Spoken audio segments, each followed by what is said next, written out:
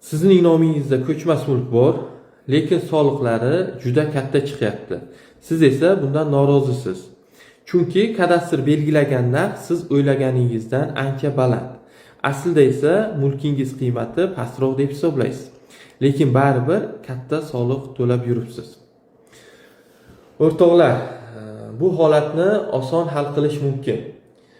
Mulkingizni qayta baholashtiring. Baholash tashkilotidan baholash dalolatnomasini oling. Uni may3soliq.uz saytidan shaxsiy kabinetingiz orqali yuboring.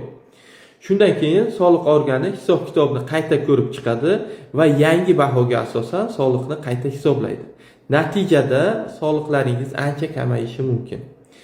Eng qizig'i, bu unchalik qiyin ish bo'lmasa ham ko'pchilik shu oddiy imkoniyatdan foydalanmasdan yillab ortiqcha soliqlar to'lab yuradi.